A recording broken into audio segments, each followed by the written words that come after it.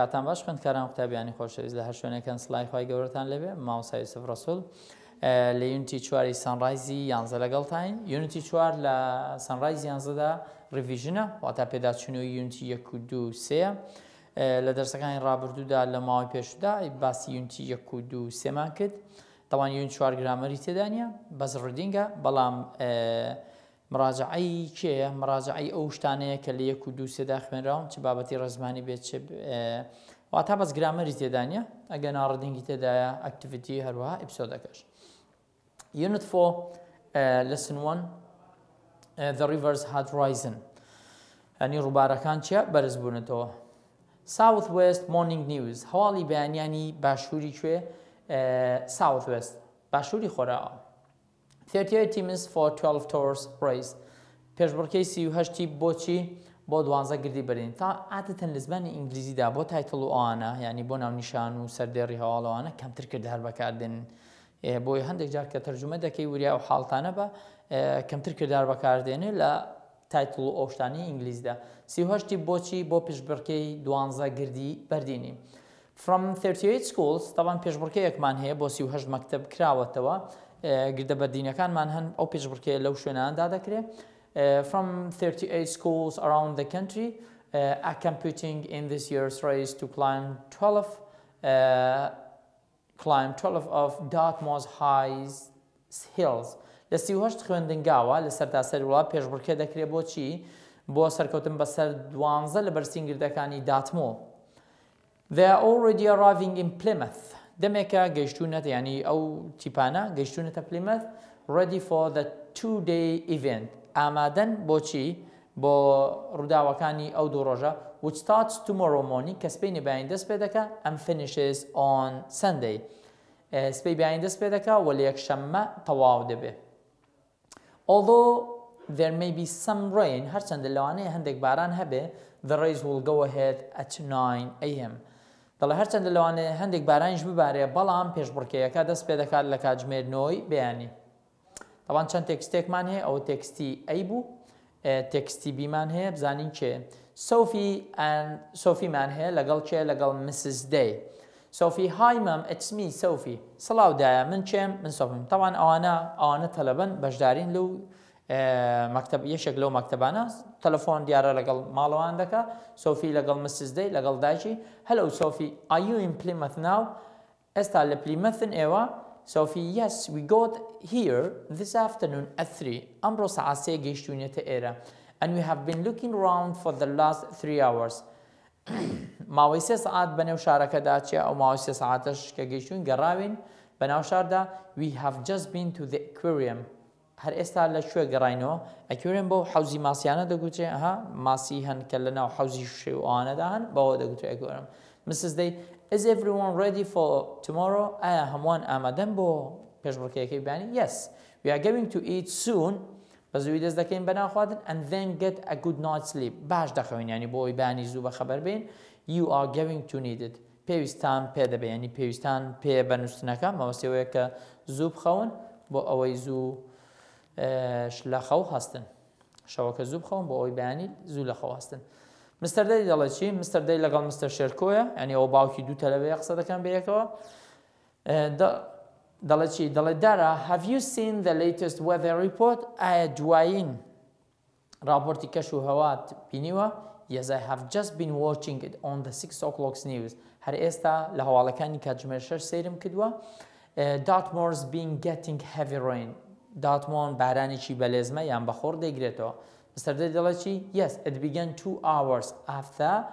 the race has started and it is never stopped بەڵێ 2 سەعات دوای پێشبڕکەیەکە دەستی بە بارانێکی بەخۆر کردووە و جارێ بارانەکە نایکاتەوە یان با بڵێن خۆشی ناکاتەوە یان ناوەستێ Mr. Sherko the kids must be very wet بەدڵنیاییەوە منداڵەکان ئێستا لەوانەیە چۆن بن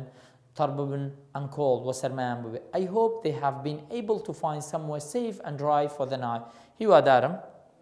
هیوادارم توانی بێتیان شوێنێکی سەلامەت و وشک دۆزنەوە بۆ ئەم شەو تەمانە پێشبڕکێکی ئاوایە کە دەبێت شەو بمێنەوە عەفوەن Mr. Day I'm going to call Jamie and Sophie I'm going to وا تەلەفۆن یان بەنیازم تەلەفۆن بۆ جێمی و سۆفی بکەم مستەر شەرکۆ دەڵێت چی I have already tried to call ئەواتو منیش دەمێکە هەوڵم داوە پەیوەندی بۆ دوانی خۆمانەوە بکەم but I couldn't get through بەڵام چییە نەمتوانیەوە پەیوەندیەکە حاصلکەم یان وەربگرم بۆچی there was no signal لەبەرەوەی چمان نییە شەبەکە نییە ئەو شانن کە تۆ ینی گردی بەردین کیت منداڵ get through ینی پەیوەندیکردن collapse ینی ڕوخان building بینە camp ینی شوێنێک کەمپی لە بکەنیان چادرە organize ینی ڕێخەر دی دەڵێ چی سۆفی لەگەڵ جێمی قسە دەکا دەڵێ where are we I can't see anything in this rain ئێمە لە کوێین ناتوانم هیچ شتێک ببینم بۆ با ینی بارانێکی زۆر دەبارێ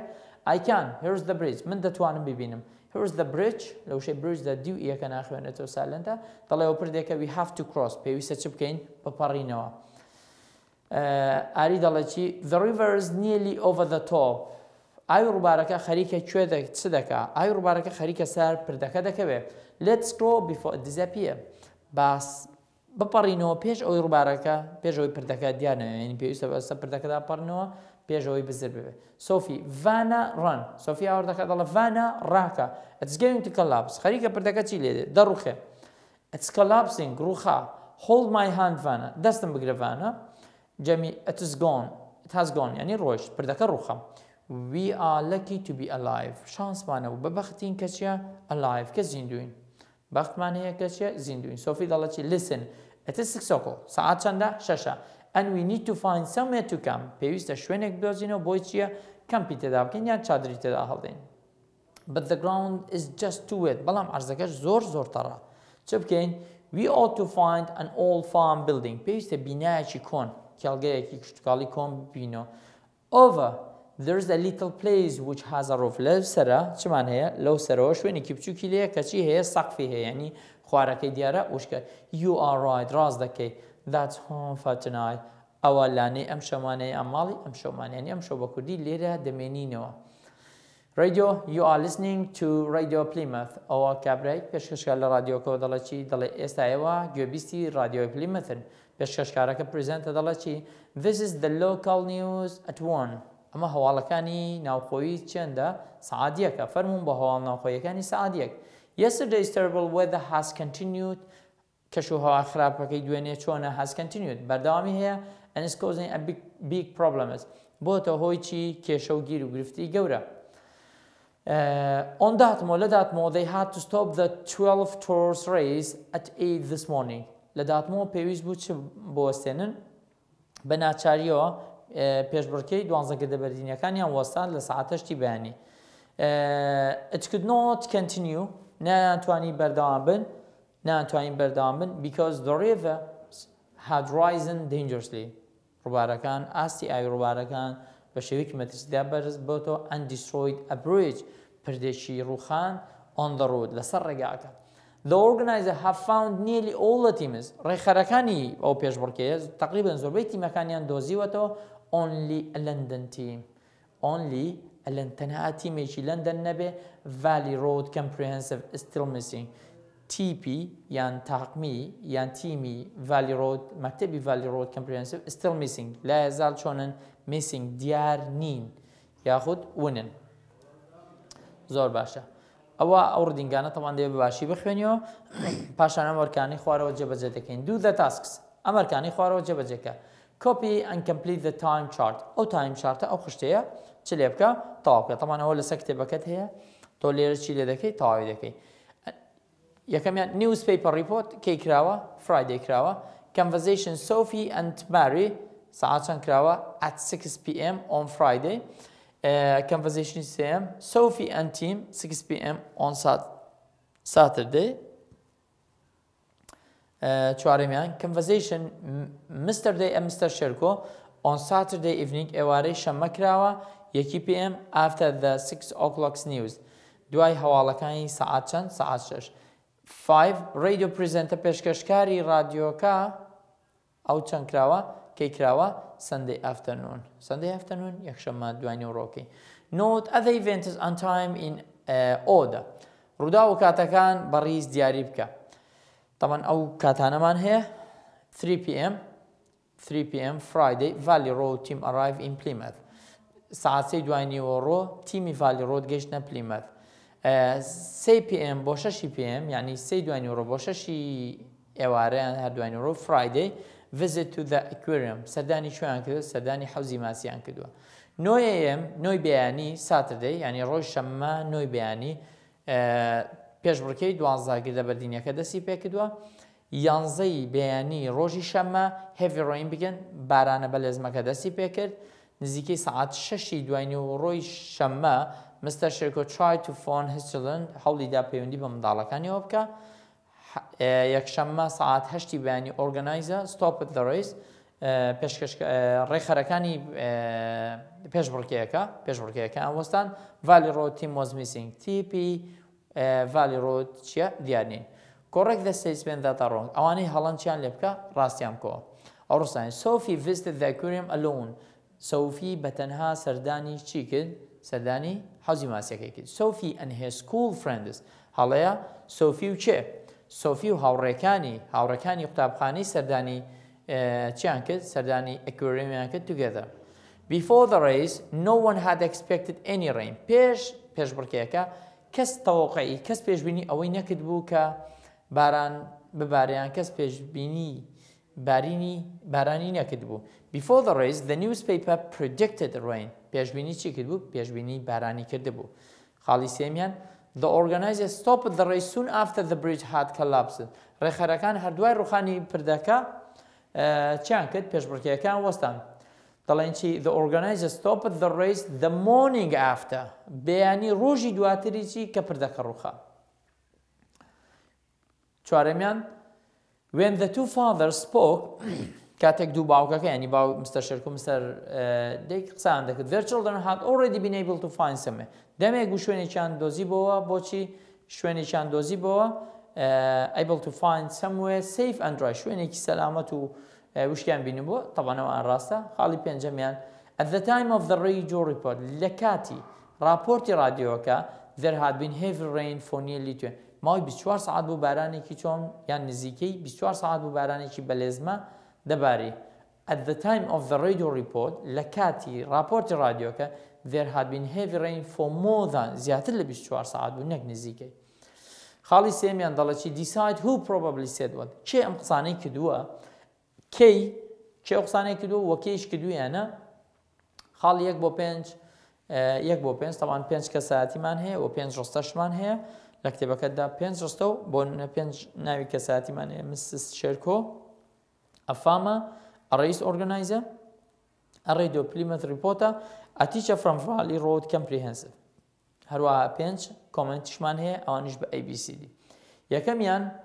یەکەمیان Mrs. شێرکۆ چ قسەی گوتووە لە A و B و C و D کامەیە گوتووە B گوتووە Mrs. شێرکۆ دەڵێ چی Something terrible could happen to the kids. شتێکی خراپ لەوانەیە شتێکی خراپ بەسەر منداڵەکان داهات بێ I could talk to Mrs. Day about the situation. قسە لەگەڵ خاتوودەی دەکەم لەسەر ئەم حاڵە یامۆزە Or could you talk to her husband یان دەتوانی قسە لەگەڵ چێ بکەیت لەگەڵ مێردەکەی بکەیت دومیان جوتیارێک دەڵێ چی تەوان ئی بۆ دەبێ ئی بۆ هەڵبژێرە یعنی وتەی ئی قسەی چێیە قسەی ئەو فامەیە جوتیارەکەی This morning ئەم بەیانیە The rain still hadn't stopped باران تاوەکو ئێستا چیە بارانەکە نەوەستا بۆیە بڕیارمدا So I decided to get my ship بڕیارمدا کە مەڕەکانم تەبان شپ تاکو کۆی وەگیەکە ئەگەر نەڵێن شیپس تاکو کۆی شپ تاکو کۆی وەگیەکە ئەندەکەفە بی بە مەژێر نەوایەک یان ئەو خانووی کە باسمان کرد I don't know who was more surprised نازانم چێ زیاتر سەری سوڕما من or the 4 teenagers I found there یان ئەو 4 هەرزەکارەی کە لەوێ دۆزیم مەسی پێ لەو 4 قوتابیە ڤانە و ئەوانەیە خاڵی سێمیان ئەڕێیز ئۆرگانایزە وتەی سی لەلایەن چێوە گوتراوە لەلایەن ئەڕێیز ئۆرگانایزەوە یعنی چێ ڕێخەرێکی پێشبڕکەیەکە This rain is much worse than any of us had expected ئەم بارانە زۆر لەوە خراپتر بوو کە هێرێکێک لە ئێمە پێشبینی کردبوو I think we may have to stop the race پێم وایە کە دەبێت چ بکەین دەبێت پێشبڕکەیەکە بوەستێنین خاڵی چوارەمیان Radio Plymouth reporter یعنی پێشکەشکاری یان با بڵێین راپۆرتی رادیۆ پلیمەث کێیە ئەیە دەڵێن چی What exactly made you decide to stop the race بالضبط دقیق چ وای لە تۆ کرد کە دوێنێ ئێوارە پێشبڕکێیەکە بوەستێنی ئەوە کێیە ریپۆرتە یان با بڵێن ئەفۆن ریپۆرتە بمانایی پێشکەشکاردێ ئەوەی کەسی کە راپۆرتەکە دەخوێنێتەوە نەک راپۆرت پێنجەمیان A teacher from Valley Road Comprehensive مامۆستایەک لەکوێ لە قوتابخانەی Valley Road Comprehensive دی قسەی ئەوە دەڵێ لەستین گوێ بگرن everyone هەمووتان we have got just 3 hours to look round تەنها 3 ساعتمان لەبەردەستدایە بۆ گەڕان to look round and I think وە پێم وایە we ought to spend some time هەندێک کاتیش لە کوێدا بەسەر بین at the fantastic aquarium لە کوێ لە ئەکوریەمە لە حەوزی ماسی سەرنجڕاکێشەکە سەرسڕهێنەرەکە بەسەبرین then we will have dinner نانی ئێوارە دەخۆین an early night وە زووش دەخەوین خاڵی سێمیان دەڵێ decide who probably said what کێ ئەمانەی گوتووە وە کێش گوتویانە باشە Mr. Sherko mother of to the children in the 12 stories ئەوە ئەو کاتێ ها ڕوونکردنەوەی بژاردەکان ئەفامە جوتیارێک چۆن لەوانەیە یەکێک بێ maybe someone who lives in the area ئەوەیان A race organizer, someone who helped to plan the 12 کەسێکە کە یارمەتیدەر بووە لە پلانی پێشبڕکێی 12 گردەبەردینەکە A radio پەیامنێری یان ئەو کەسەی کە راپۆرتی رادیۆ پلیمەس someone who is reporting on the race for the radio یەکێکە کە راپۆرت دەربارەی پێشبڕکێەکە دەنێرێت بۆ کوێ بۆ رادیۆکە A teacher from Valley Road مامۆستایەک لە قوتابخانەی Valley Road maybe a teacher لەوانەیە مامۆستایەک بێت from the school لە مەکتەبەکە who is with the students کە لەگەڵ تەلەبەکانیەتی خاڵی چوارەمیان read to find the correct meaning مانای وشە تۆخراوەکان بدۆزەرەوە لە دێڕی پێنجدا ready for the 2 days event مەوەستی پێ لە چیە means a walk which lasts for 2 days واتە ڕۆشتنێک کە چەند ڕۆژ دەخایەنێ 2 ڕۆژ هەیەنی ڕماسی ڕۆشتمە پێ لە دێڕی شانزەدا دەڵێ everyone ready for tomorrow ئەو tomorrow مەوەستی پێ لە چەند شەمەیە means on Saturday مەوەستی پێ لە چیە مەوەستی پێ لە شەمەیە طبعا جمعە دەست پێ کردووە کەواتە مەوەستی پێ لە بەیانی دەڵێن چەند شەمە دەکات شەمە دەکات لە دێڕی سێوێکدا I have already tried to call ئەواتو منیش هەوڵم داوە پێشە هەوڵم داوە کە پەیوەندی بەو دوانەوە means Mr. Sherko's children مەوەستی پێ لە منداڵەکانی Mr. Sherko ئاری و ڤانە لە دێڕی 58دا دەڵێ they had to stop دەبێ بیوەسێن ئەو they مەوەستی پێ لە چێە race organizer ڕێخەرانی پێشبڕکێیەکە خاڵی پێنجەمیان explain in your own words ئەم ڕستانە بە تعبیری خۆت بە هینی خۆت بە وشەی خۆت لێکدەوە لە دێڕی هەژدەدا دەڵێ get a good night sleep مەبەستی پێ لە چێ means sleep well باش بخەوە and rest و هەروەها چ بکە ئیستراحەت بکە لە دێڕی 19 دەڵێ you are going to need it you are going to need it یعنی پێویستان پێی دەبێ means it's important for you to sleep well زۆر گرنگە بۆ ئێوە کە باش خۆم because you will need a lot of energy پێویستان بە چ دەبێ بە وزەی زۆر دەبێ سێمیان لە دێڕی چەندایە لە دێڕی 51 that is home for tonight ئەوە لانەی ئەم شەمایان ماڵی ئەم شەومانە means that is our place to sleep tonight مەوەستی پێ لەو شوێنەیە کە ئەو شەو لێی دەخەون ئەوە لێسنی 1 و 2 بوو لە لێسنی 3 و 4دا بی دەڵێ چی ask and answer questions about units 1 to 3 relative clause پرسیارکە وەڵامدەوە ئەنسەکۆە وەڵامی پرسیارەکانی یونتی 1 بۆ 3 بدەوە لێ لە تەنیشتی پێگوتیەوە پێیان بە relative clause-ەوە ئەنی هوچەکە who was Carl Benz Carl Benz کێ بوو تەمام وەڵامیەوە دەینەوە بە شێوازی relative clause دەڵێن he was the German ئەو کەسە بوو ئەڵمانیە بوو who started selling کە دەستی کرد بە فرۆشتنی cars with petrol engines دەستی کرد تەواو هەم پێناسەکەیەتی و دوڕستەشمە وەڵامی پرسیارەکەمان بە شێوازی relative clause داوە دەستی کرد بە فرۆشتنی سیارەی مەشینە بەچی بە بەنزین what are the Alps چییە دەڵێن they are the mountains ئەو چیانەن کە Vanna and Ari crossed on their way to Britain کە بە سەریدا تێپەڕین لە ڕێگاندا بەرەو کوێ بەرەو بەریتانیا explain ئەو خاڵی پێنجەمین explain what happened and why چ ڕوویدا و بۆچیش past simple و past perfect و past forms of modal verbs past simple بەکاربێن لەگەڵ past perfect لەگەڵ شێوەی ڕابردووی مۆداڵەکە یعنی could و would و should و ئانە teacher مامۆستا دەڵێ چی we were able to look round Plymouth for a few hours توانیمان چەند سەعاتێک بەناو پلیمەتدا بگەڕێین ریپۆتە پەیامنێرەکە دەڵێ چی why were you able to do that هۆکارەکەی چی بوو توانیتان ئەوە بکەن because we arrived quite early لەبەرەوەی زۆر زوو ئێمە گەیشتینە ئێرە ئاری دەڵێ چی Vanna and I wanted to see the aquarium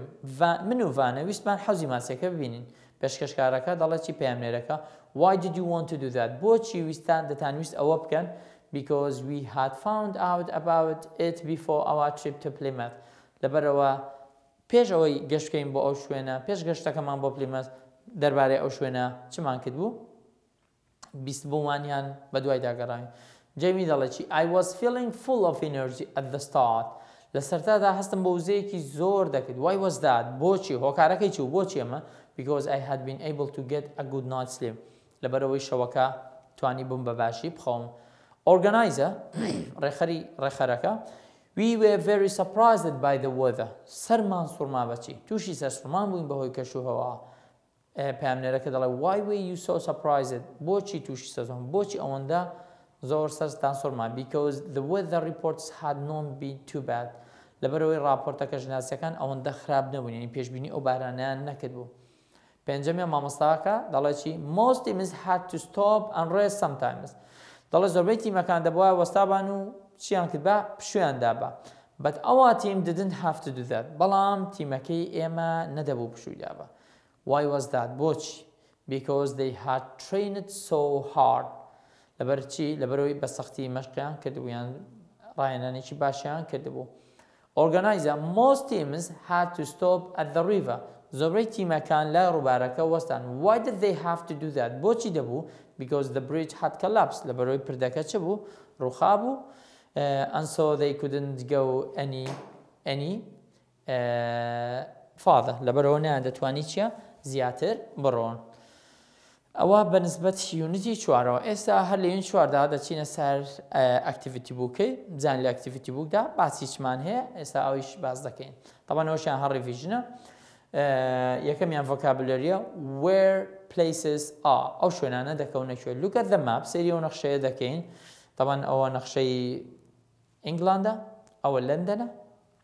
باشە ئەوە شاری یۆکە ئەو مانچستەرە ئەو پلیمەتە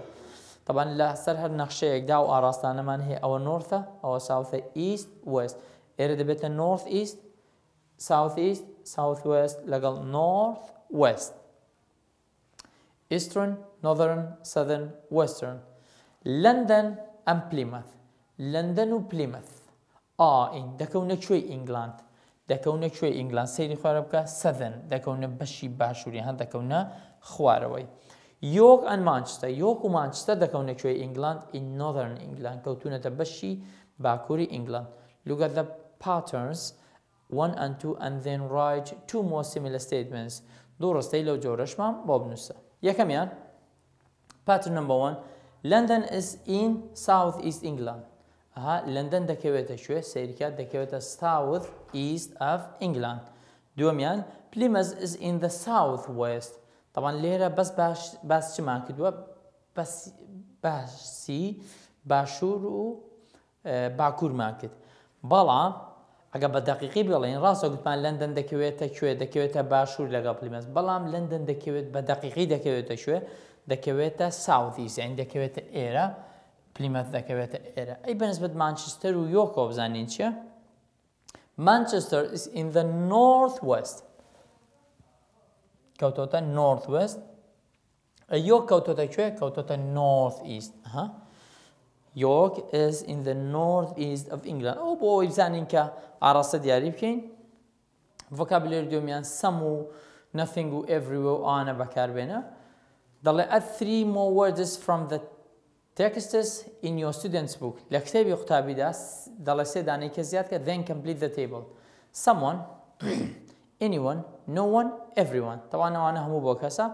ئەوانە بۆشتن something anything nothing everything ئەوانە بۆ شوێنە somewhere anywhere nowhere everywhere لێردا حەز دەکەم یەکشت بە ئێوەی عازیز بڵم کە ئەو someone و ئەوانە دائیمەن لەگەڵ ئەو کردارانە بەکاردێن کە وەکو چۆن بڵێین تاکیان لەگەڵ بەکاردێ بۆ نمونە مەبەستمان پێ لەچێ کەواتە someone دەبێ بڵم is نابێ بڵم are دەبێ بڵم has نابێ بڵم have بۆ نمونە دەبێ بڵم does نابێ بڵم do وریای ئەو حاڵتانە بە ئەگە فێربیشی بە دوواداهاتەوە لە پرێزندا دەبێت چ بەکاربێنم دەبێت ئس بەکاربێنم بۆ پاس وریابە ینی مەوەستم ئەوانە کە دەڵێن everyone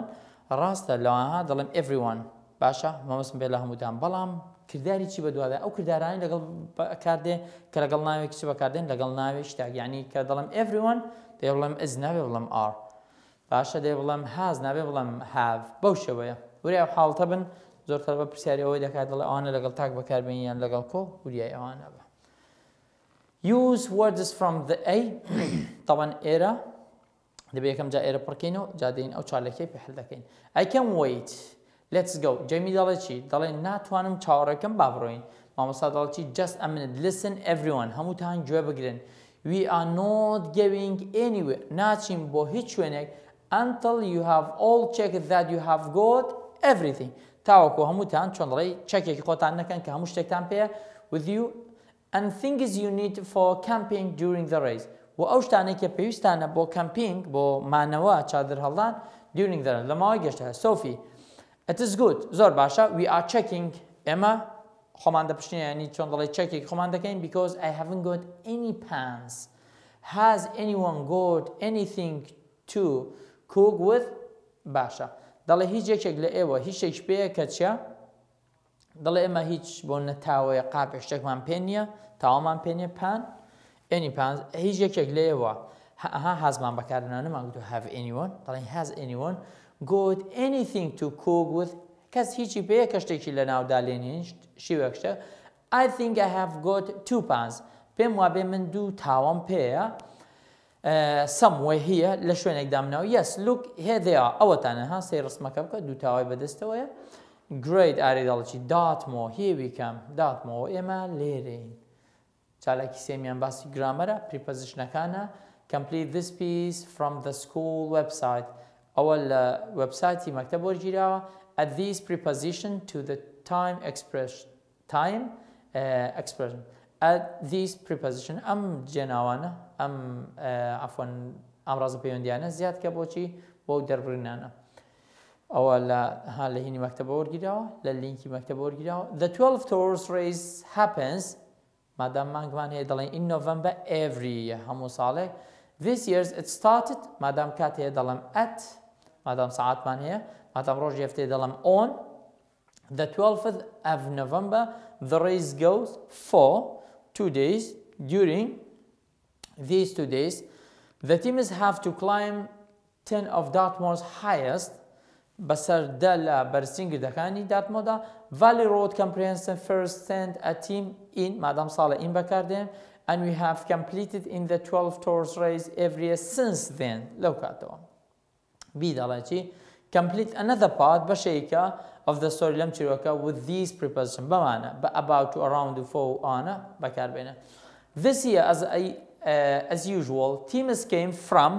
many schools around the country to compete in the 12 tours and as usual there was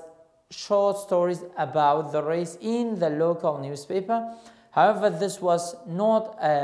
a usual year it's not a usual year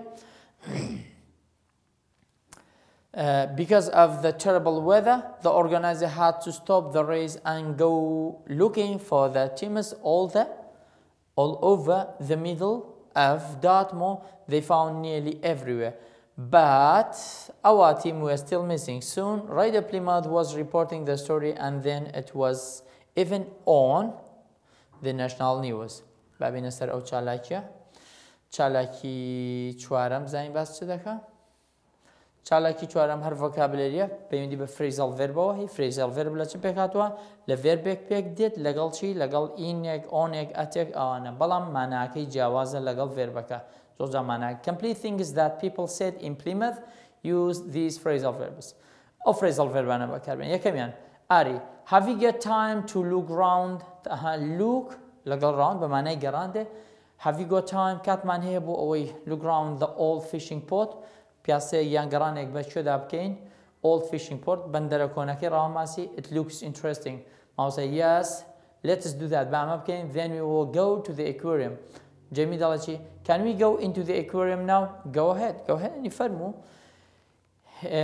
here are your tickets ئەوە تیکتەکانتان meet me back here in an hour باش ساعتێک لێرە ببینەوە. Sophie, I have just been talking to mom. هەرێستا قسەم لەگەڵ دایکم کردووە. Have you called home yet? ئێوە تاوەکو قسەتان لەگەڵ ماڵەکە.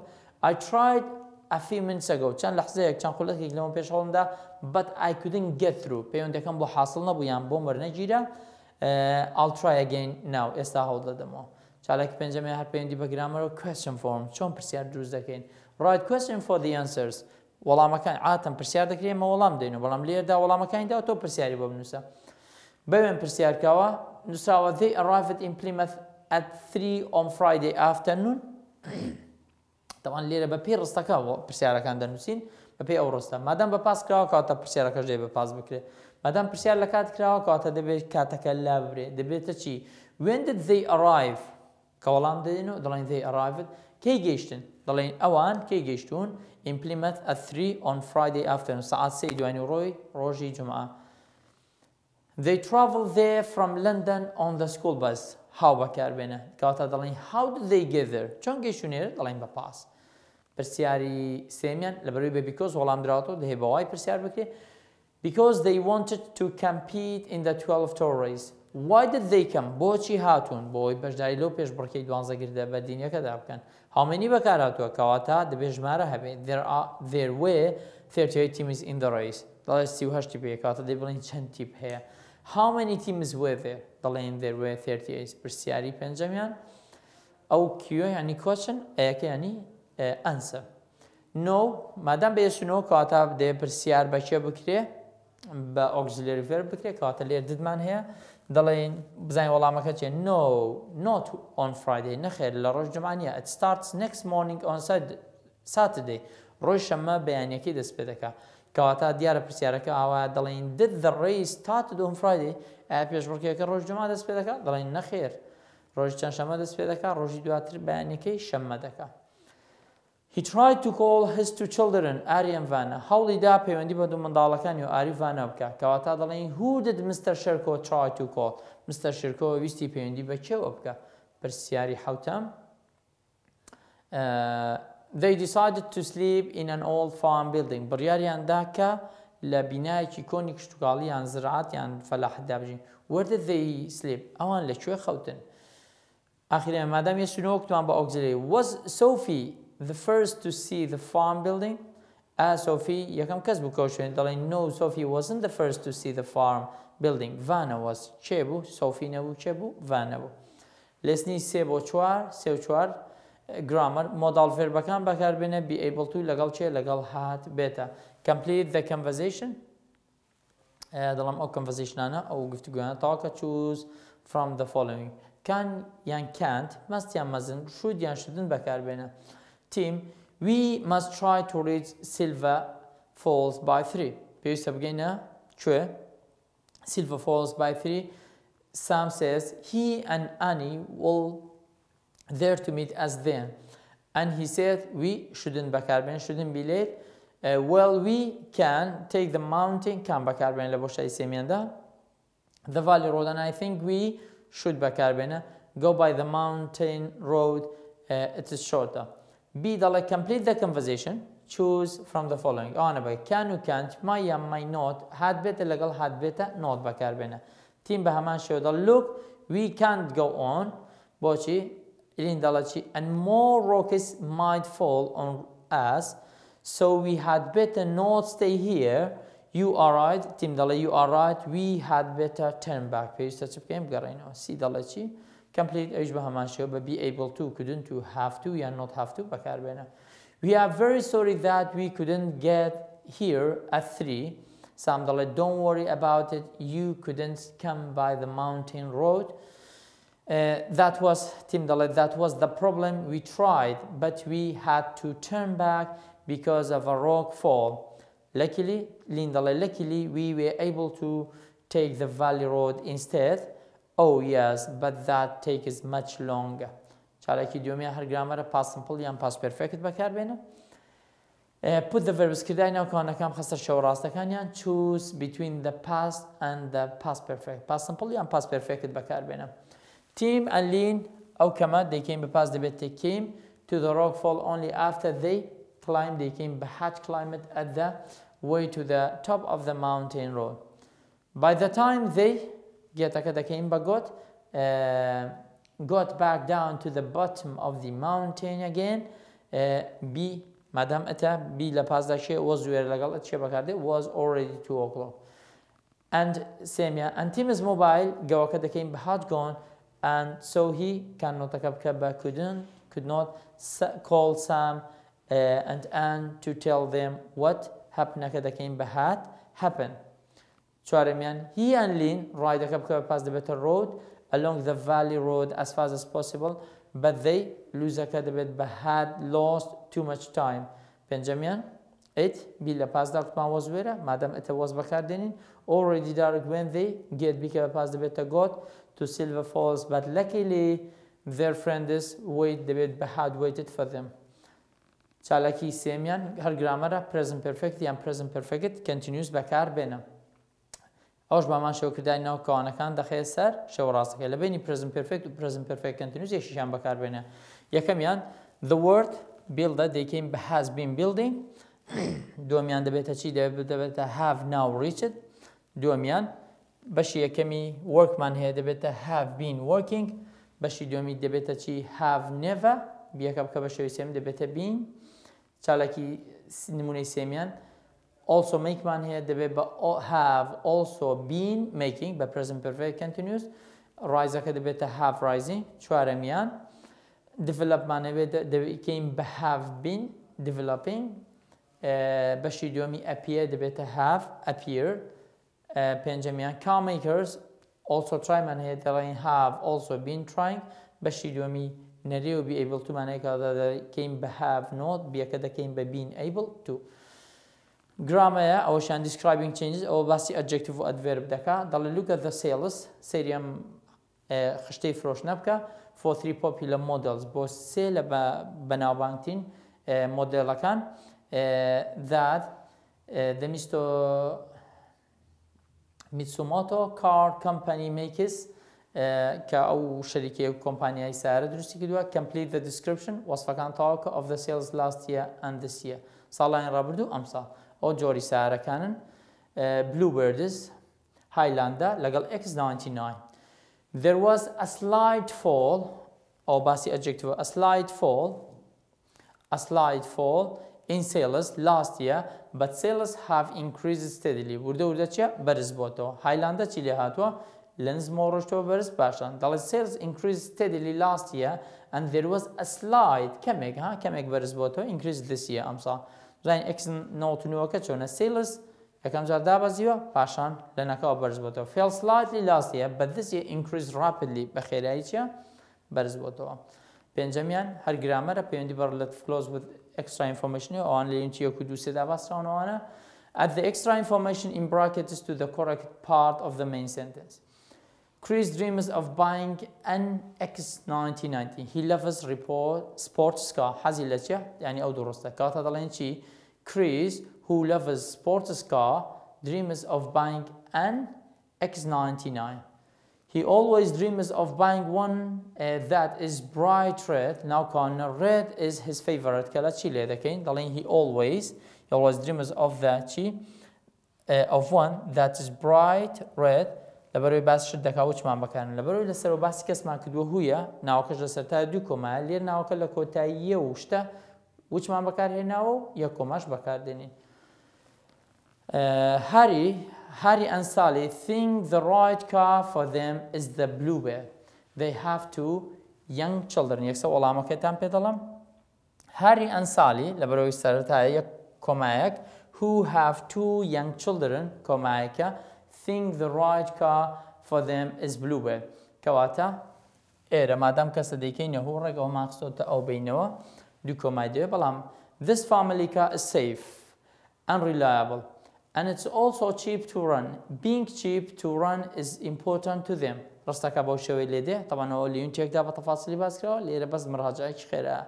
This family car is safe and reliable and it is also cheap to run. مادام بسي which is important to them. Ivan lives and works on a hill farm far from the main roads. ناو کەوانەکە و extra informationەکەی بۆ شێوەی لێدێ دەبێتە چی دەبێتە he has just bought a Highlander کەواتە دەڵێن ئیڤان وەسی ئیڤان دەکا لەبەر ئیڤان کەسە کۆمایەکماندا هومانداناوە who lives and works on a hill farm far from the main roads has just bought a Highlander. Ivan often has to carry farm equipment now so he can now put all these things in back of his new pickup. Ivan often has to carry farm equipment, لەبەرەوەی چیە شتە کەواتە وچ بەکاردێنم which he can now put in the bag of his new pickup. لە دەرسی داهاتوودا ئینشاءالله باسی ئیپسۆد 4 بۆ دەکەین بۆ شێوەیە هاتینە کۆتایی یونیتی 4 ڕدین گوشتەکانمان باس کرد هەروەها پاشانیش ئەکتیڤیتی بوو ئینشاءالله دەرسی داهاتوودا چینە سەر ئیپسۆدی 4 تا ئەو کاتە بەخواتان سپێرم خواتان لەگەڵ